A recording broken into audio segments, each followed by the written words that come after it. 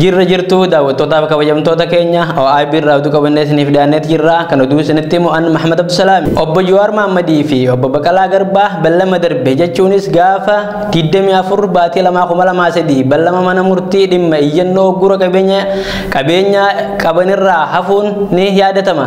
Ballamni iyyannoo sun har'atti jijjiiramee kan ture ta'us har'aa sababuma wal fakkaataa armaan dura ibsaniin iyyatni hundi ballama irratti hin dhiyaanne. Bal'ina oduu kanaaf Daraartuu Shaamii waan giddeeffatte qabdi. Beellama oliyyannoo irraa hafuu Obbo Jawaar Mahammadii fi namoota isaa waliin himataman namoota 24 Obbo Jawaar Mahammadii fi Obbo Baqqalaa Garbaa beellama dabre jechuunis gaafa guyyaa 24 baatii 2 bara 2013 beellama mana murtii dhimma iyyannoo ugura qabeenyaa qabanirraa hafuun isaanii ni yaadatama. Beellamni iyyannoo sun har'atti kan jijjiiramee ture ta'uu sarraa sababuma wal fakkaataa ammaan dura ibsaniin iyyannoo irraa beellama irratti hin dhiyaanne. Sababoonni gurguddoon ammaan duraas ta'e har'a beellama irraa akka hafan isaan dirqisiise tokkoffaa miidhaaf saaxilamuu dandeenya kan jedhudha. Miidhaan kun eenyuun raawwatamuu mala kan jedhuu fi keessaa fi ala qaamota mootummaa keessa jiranii fi hawaasa keessaa dhalatan irraa gaaga'ama yeroo ammaa biyyattii keessa jirtu fayyadamuun miidhaa irraa raawwatamuu waan danda'uuf sodaa nageenyaa akka qaban ibsan. Isaan deeggartoota miliyoonota hedduu waan qabaniif rakkoo nageenyaa isaan irratti uumamus gaaga'ama biraa lammiilee irra ga'uu waan maluuf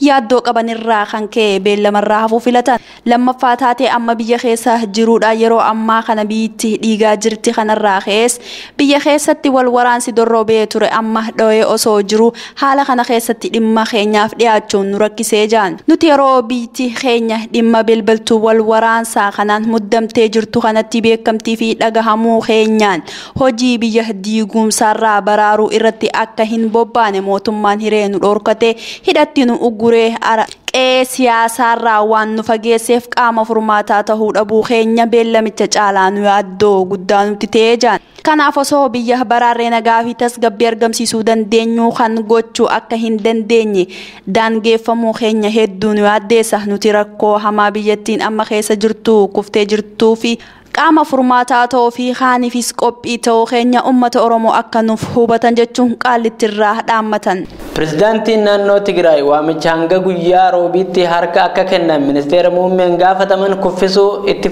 fufuun akka falmatan dubbatan. Bal'ina oduu kanaatiif Daraartuu Shaamii waan giddeeffatte qabdi. Pirezidaantiin naannoo Tigraay waamicha hanga guyyaa roobii harka akka kennan ministeerri muummee gaafataman kuffisuun itti fufuun akka falmatan dubbatan. Dabrasiyoor Gabra Mikaa'el mootummaan naannoo magaalaa Maqalee marsee jira jedhus haalanii jiru. Lola torbaan sadii dhiyaate kanaan namoonni dhibbaan lakkaa'aman yoo du'an kumaatamaan immoo qe'ee isaan irraa buqqa'anii jira. Mootummaan gamtooman lolli kun rakkoo namoomaa wal xaxaa akka fidu akeekkachiisee ture. Ministeerri muummee Abiyyi Ahmad dilbata dabre loltoonni naannoo Tigraay sa'aatii 72 keessatti akka harka kennatan akeekkachiisee ture. Waraanni mootummaa magaalattii akka haleeluuf naannoo marsee akka jiru jiraattota magaalaa Maqalee 500 ta'an akeekkachiisee ture. Dabrasiyoor ministeerri muummee eenyu akka taane nun hubanne nuti namoota qajeelfamtii mirgaa fi naannoo keenyaa kabachiisuu ni duuna jechuunis dubbate.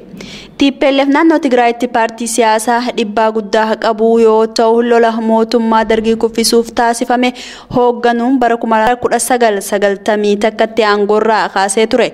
Dabrasiyoon inni mootummaa Maqalee marsee jedhu sobaa waraanni sadii iddoo moomuusaa dhoysuuf jedha jechuun dubbate. Achitti dhugumaan maaltu akka tahaa jiru sababa wal qunnamtiin addaan citeen baruun hedduu rakkisaa ture. Mootummaan Itoophiyaa TPLF bu'uuraalee misoomaa kanneen akka buufata xayyaaraa akkasumas ansa'uu miidiyaa mootummaa hidhata qabu faanaan gabaasee ture. Suuraalee daandii naannoo buufata xayyaaraa kan qotamee jiru agarsiisu.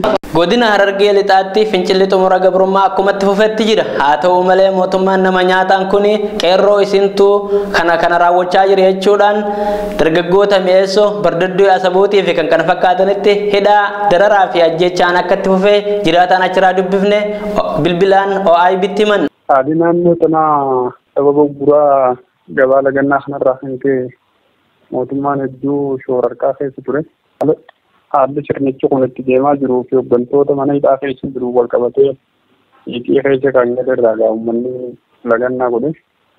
Lagannaa kana immoo maaliif lagannaa gootan kan jiruudhaaf warroottan lagannaa godhe akka lagannaa socho'an gochuu irratti adeemaa jiraniitu jira.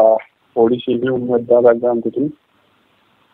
Kana wal qabatee qeerroon tarkaanfota warrootan gara lagannaa didanii akeekkachiisaa fi kana itti hannaa turtee warrootan didan ammoo gara tarkaanfitti akka ce'amu itti jiramaa jechuudha. Haallimmaan kana jiru kana. Namoonni hidhaman jira.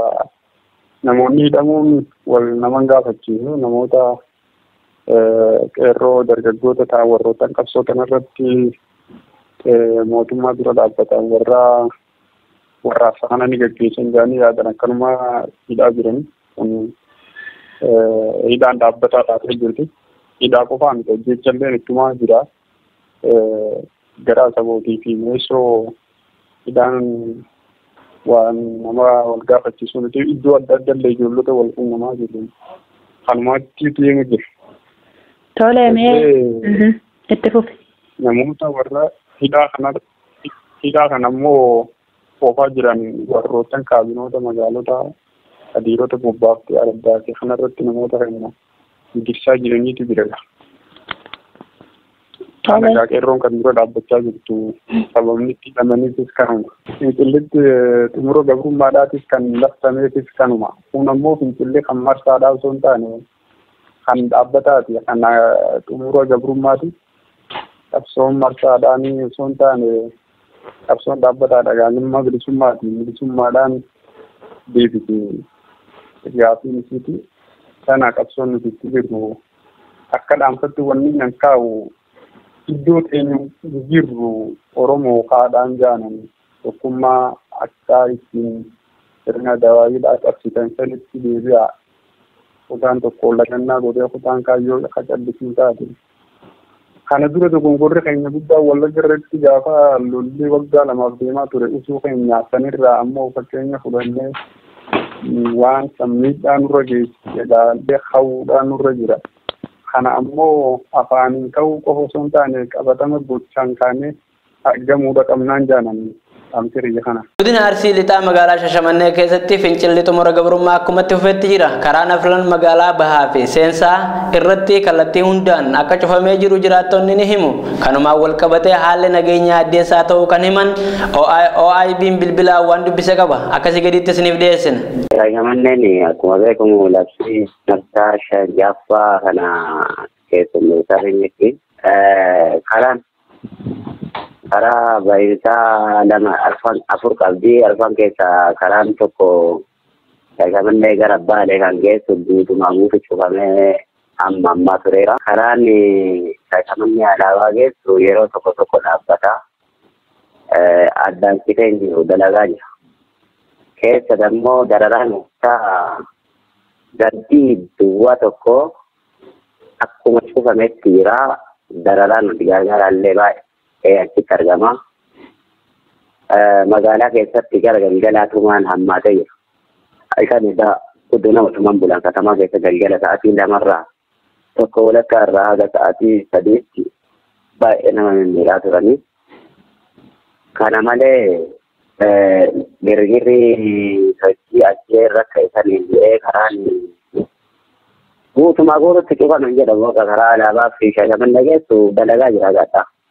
Yaadni uummataaf qabu labsii marsaa Jaffaa marsaa laaka'uu osoo hin taane labsii gaafa labsamerra uummanni tokko ta'ee bakka tokkotti fincila kaasaa bakka tokkotti dalagaa ofii dalagata yoo ta'e nafsee qaalii ilmaan Oromoo tokko galaafata ta'a malee wal dhabamuu hin danda'u.